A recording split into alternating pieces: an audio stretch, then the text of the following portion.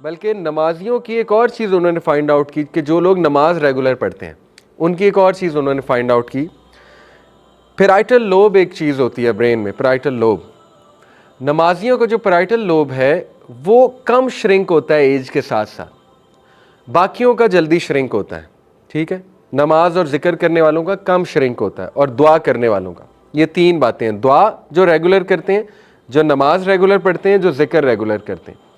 Parietal lobe जब shrink हो जाता है तो मेमोरी लॉस होती है, तो आपकी सेंसरी परसेप्शन वीक होती है। ठीक है, पैराइटल लोब से इसका ताल्लुक है। आपको नेगेटिव फीलिंग्स आती हैं, सेंस ऑफ लोनलीनेस। जिनका पैराइटल लोब जल्दी श्रिंक हो जाता है उनको लोनलीनेस ज़्यादा फील होने लगती है, सेंस ऑफ लोनलीनेस। ठीक है, उनको डिप्रेशन के चांसेस बढ़ जाते हैं। तो अभी मैं आपको आगे मलेशियन साइकोलॉजिस्ट की रिसर्च बताऊंगा कि नमाजी, जिक्र करने वाले और दुआ बहुत ज़्यादा करने वाले, उनके पैराइटल लोब जो है वो कम श्रिंक होता है, विच मीन्स उनकी मेमोरी अच्छी होती है, विच मीन्स के बुढ़ापे में उनको डिप्रेशन कम होती है, सेंस ऑफ लोनलीनेस उनको कम होती है। ठीक है, विच मीन्स के उनकी मेमोरी बहुत शार्प होती है, उनका फोकस बहुत शार्प होता है। तो फ़बी अय्यी आला रब्बिकुमा तुकज़्ज़िबान, नमाज तो गिफ्ट है, नमाज को बोझ पता नहीं हम क्यों समझते हैं। नमाज तो मिराज पे गिफ्ट दी अल्लाह सुब्हानहू तआला ने अपने नबी को कि ये तुम्हारी उम्मत के लिए तोहफ़ा दिया जा रहा है। खुद दिया अल्लाह ने, जिब्राइल इस्लाम के थ्रू भी दे सकते थे। खुद देने का मतलब ये था कि ये तो तोहफ़ा है। लेकिन मूसा अलैहिस्सलाम को हमारा पता था, उन्होंने कहा आपकी कौम इतनी निकम्मी होगी वो तो 5 नमाजें भी नहीं पढ़ सकेंगे। खैर ये उनकी एक पेशन गोई थी। तो बहरहाल असल में बात पता है क्या है, इट्स ऑल अबाउट कल्ब। जिसने नहीं पढ़नी ना उसको आप 100 चीज़ें बता दें कि नमाज के ये फ़ायदे हैं, नमाज से ये मिलता है, नमाज से हो, तो उसने नहीं पढ़नी। जिसने पढ़नी है उसको एक रीज़न भी नहीं चाहिए। ठीक है, तो ये तो हमारी एक कोशिश है, एफर्ट है कि हम अपनी यूथ को समझा दें, सही और गलत की पहचान करा दें और उन्हें रिपरकशंस दिखा दें कि देखो नमाज नहीं पढ़ोगे तो उसके रिपरकशंस भी देख लो, पढ़ोगे तो उसके भी कॉन्सिक्वेंसेस और उसके भी पॉजिटिव इफ़ेक्ट्स देख लो। तो ये इंशाल्लाह होपफुली इससे मोटिवेशन ज़रूर मिलेगी हमारी यूथ को। तो देखिए इसीलिए अल्लाह सुब्हानहू तआला ने कहा अला बिज़िक्रिल्लाहि तत्मइन्नुल कुलूब, बेशक अल्लाह सुब्हानहू तआला के ज़िक्र में जो दिल है उनका सुकून है, जो कुलूब हैं उनका इत्मीनान है। तो इस्लाम इत्मीनान का वादा करता है, हैप्पीनेस का वादा नहीं किया अल्लाह ने कहीं। हैप्पीनेस तो एक धोखा है। असल में हैप्पीनेस की 3 टाइप्स हैं। अगर आप हैप्पीनेस को डीप पढ़ेंगे साइकोलॉजी की नज़र से, एक हैप्पीनेस है जो बहुत शॉर्ट लिविंग है। ठीक है, that is the fake happiness, उसको साइकोलॉजिस्ट कहते हैं फेक हैप्पीनेस है। वो शॉर्ट लिविंग है, गाना सुना एकदम मूड बूस्ट हो गया, म्यूज़िक सुना मूड बूस्ट हो गया, चॉकलेट खाई एकदम मूड बूस्ट हो गया। ठीक है, या आपको जो है ना एक फ़नी मूवी देखी मूड बूस्ट हो गया, कॉमेडी मूवी देखी मूड बूस्ट हो गया। तो वो तो है शॉर्ट लिविंग।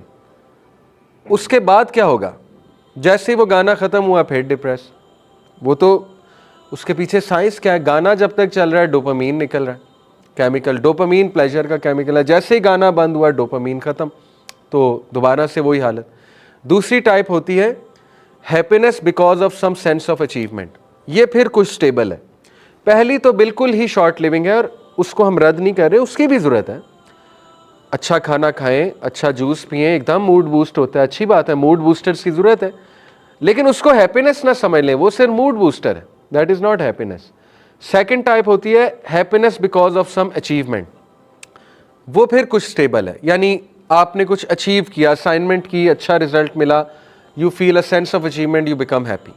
आपका जीपीए अच्छा आया, you feel a sense of achievement, you become happy. ठीक है, इसी तरह मे बी आपकी शादी हो गई, अच्छी बात है, एक सेंस ऑफ अचीवमेंट है कि चलो मुझ पे जिम्मेदारी है, अब मेरा ईमान बच जाएगा वगैरह वगैरह, तो दैट इज़ हैप्पीनेस। बट वो भी स्टेबल नहीं है इतनी। ओनली स्टेबल हैप्पीनेस इज़ अला बिज़िक्रिल्लाहि तत्मइन्नुल कुलूब, और ये साइंटिफिकली हम प्रूव कर सकते हैं। ठीक है, कि only stable form of happiness is जो अल्लाह के ज़िक्र से मिलती है, जो आपको स्टेबल रखेगी, आपके मूड को स्टेबल रखेगी। तो इसलिए ज़िक्र के बेशुमार बेनिफिट्स हैं और नमाज के बेशुमार बेनिफिट्स हैं। जापानीज़ 5 प्रिंसिपल जापानीज़ के हैं, लाइफ के प्रिंसिपल्स, बहुत कॉमन, आपने इंस्टा पे पोस्टें देखी होंगी, 5 Japanese principles to transform your life. चले हम 3 को डिस्कस करते हैं, ठीक है, क्योंकि ये मैं आपको इसलिए बता रहा हूँ कि इन पे बहुत बात होती है और हमारी यूथ इनको बड़ा कूल समझती है, और ठीक है, अच्छी चीज़ें हैं, so they think this is very cool. सो हम इनके मुताबिक बात कर लेते हैं। इकिगाई, ये बुक भी है Ikigai, the Japanese secret to a long and happy life. ये क्या है Ikigai? Basically Ikigai is the mind set कि आप हर चीज़ के साथ पर्पज़ अटैच कर दें, मीनिंग अटैच कर दें हर चीज़ के साथ। जब इंसान हर चीज़ के साथ पर्पज़ अटैच कर देता है तो वो खुश रहने लग जाता है, ठीक है। मैं आपको मिसाल देता हूँ। एक बंदा एक कंपनी खोलता है, और लेट्स से बुनियादी सी मिसाल देता हूँ कि आपने फास्ट फूड कंपनी खोली है या होटल खोला आपने। अब एक पर्पज़ है पैसा कमाना, कोई हर्ज नहीं, कमाया जा सकता है, लेकिन इसके साथ एक हायर लेवल पर्पज़ अटैच कर दें। आप कहें जो खाना बचेगा वो मैं गरीबों को दूंगा, जो ये लोग खाना छोड़ जाएंगे और लोग खाना छोड़ के जाते हैं, ये मैं गरीबों को दूंगा।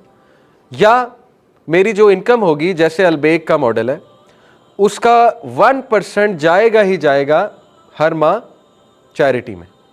तो ये आपने क्या किया? बिजनेस के साथ पर्पज़ अटैच कर दिया। इकिगाई इसे कहते हैं। आपका बिजनेस भी ग्रो करेगा और आपको ज़्यादा सेंस ऑफ फुलफिलमेंट फील होगी कि yes I am doing something good, ठीक है। इसी तरह आप डॉक्टर बनने जा रहे हैं, आपको मुश्किल लग रहा है बहुत, आप में मोटिवेशन नहीं, यार इतना पढ़ना पड़ता है, 18-18 घंटे पढ़ना पड़ता है, आपको बोरिंग भी लग रहा है। आप इकिगाई अप्लाई कर दें, उस पर पर्पज़ अटैच कर दें। आप कहें कि नहीं देखो, कल को मैं लोगों की हेल्प कर सकूंगा, कर सकूंगी, कल को मैं काउंसलिंग कर सकूंगा लोगों की, कल को मैं कोई अल्लाह रसूल की बात, उन्हें डॉक्टर की बहुत बात मानते हैं, पेशेंट ब्लाइंडली मानते हैं, डॉक्टर जो कह दे ब्लाइंडली करते हैं, ठीक है। तो देखें ना, आप मोटिवेशन ला सकते हैं कि अब एक पर्पज़ अटैच हो रहा है इसके साथ, खिदमत खल्क का, तो मोटिवेशन आ जाएगी। इसको कहते हैं इकिगाई। इसी तरह आपने स्पोर्ट्समैन बनना है, आप उसके साथ कोई पर्पज़ अटैच कर दें, हाई लेवल पर्पज़ अटैच कर दें, ठीक है, कि मैं एक इन्फ्लुएंसर बनूंगा, इन्फ्लुएंसर बन के दीन की बात करूंगा, दीन का एम्बेसडर बनूंगा। हाशिम आमला, देखें उसने कोई दावत नहीं दी, उसका सिर्फ पिच पर बैठकर पानी पीना दावत थी, क्या ख्याल है? रिजवान, उसका सिर्फ नमाज पढ़ लेना दावत है, ठीक है। तो इन्फ्लुएंसर बन के दीन प्रैक्टिस करना, ये इकिगाई है कि ठीक है चलो पर्पज़ अटैच हो गया। तो देखिए, नमाज, जितना नमाज आपको इकिगाई की तरफ लाती है, कोई और चीज़ नहीं ला सकती। एक बंदा, मैं आपको एक केस स्टडी बताता हूँ, सपोज कर लें दुनिया का सबसे बड़ा लूज़र है, ना उसकी कोई जॉब है, ना उसमें कोई टैलेंट है वर्ल्डली सेंस में, ठीक है।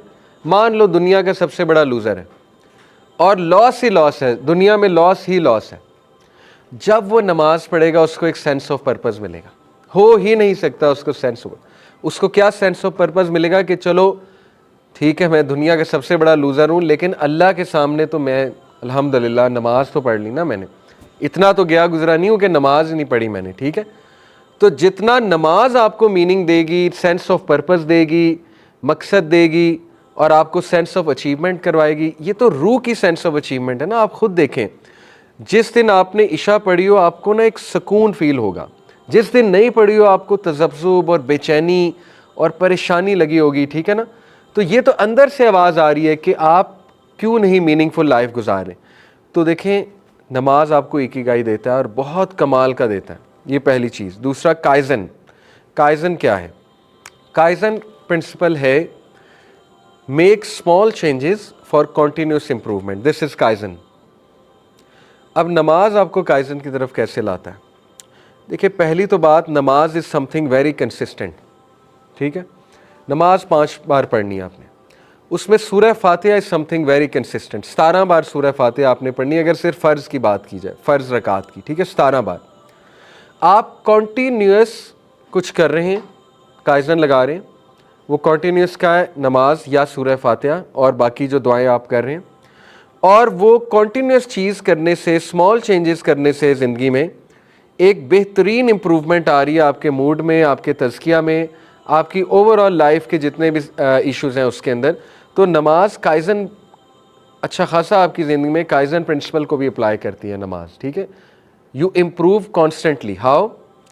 आप सैड बैठे हुए, डिप्रेस बैठे हुए, वज़ू करेंगे, बूस्ट हो जाएंगे, इम्प्रूव हो जाएगा मूड, कांस्टेंट इम्प्रूवमेंट है, ठीक है। दोबारा डाउन जाएंगे, दोबारा वज़ू करेंगे, अगली नमाज का वक्त हो गया, दोबारा इम्प्रूव कर जाएंगे। खुदा ना खास्ता कोई गुनाह हो गया, गुनाह करने के बाद नमाज का वक्त हो गया, चांस आ गया कि नहीं गुनाह माफ़ करवाने का, तो इम्प्रूवमेंट आ गई। ठीक है, इसी तरह किसी हराम में पड़े हुए हैं, समझ नहीं आ रही कैसे निकलना है, नमाज का वक्त हो गया, निकलने के चांसेस आ गए, अल्हम्दुलिल्लाह। तो ये काइजन लगता जा रहा है नमाज के थ्रू। ठीक है, small changes with continuous improvement. तीसरा, शूहारी। शूहारी क्या है? Learning and mastery. Shuhari basically उस्ताद शागिर्द के दरमियान एक प्रिंसिपल है। वो क्या है कि उस्ताद आपको चीज़ सिखाता जाता है, आप उसको प्रैक्टिस करते जाते हैं, और प्रैक्टिस मेक्स परफेक्ट। प्रैक्टिस कर करके you learn the skill and then you become the उस्ताद। ठीक है, यू बिकम द मास्टर। अब आप इसको नमाज को गौर करें, नमाज शूहारी आपको कैसे सिखा रही है। नमाज से आप स्ट्रेस मैनेजमेंट सीख सकते हैं, सेल्फ कंट्रोल मास्टर कर सकते हैं। ठीक है, नमाज से आप एंगर मैनेजमेंट सॉल्व कर सकते हैं, नमाज से आप डिसिप्लिन रूटीन बना सकते हैं, नमाज से आप टाइम मैनेजमेंट मास्टर कर सकते हैं, नमाज से आप माइंडफुलनेस मास्टर कर सकते हैं, नमाज से आप सेल्फ कंट्रोल मास्टर कर सकते हैं। आप मुझे साइकोलॉजी के सारे स्किल्स बताएं, मैं आपको साबित करके दिखाऊंगा कि नमाज ये सारे स्किल्स मास्टर कराती। Time management, I will prove to you, नमाज टाइम मैनेजमेंट मास्टर कराती है। Discipline, the art of setting a routine, नमाज सेट कराती है। एंगर मैनेजमेंट, मैं आपको साबित करके दिखाऊंगा, नमाज एंगर मैनेजमेंट कराती है। स्ट्रेस मैनेजमेंट, आज साबित करेंगे, स्ट्रेस मैनेजमेंट नमाज कराती है। ठीक है, लेकिन ये सब मेन एम नहीं है, मैं क्लैरिफाई बार बार करता हूँ। मेन एम क्या है? नमाज अल्लाह की मोहब्बत में पढ़नी है, और नमाज के पीछे तड़प होनी चाहिए कि मेरी अपने रब से मुलाकात हो रही, ये मेन एम है।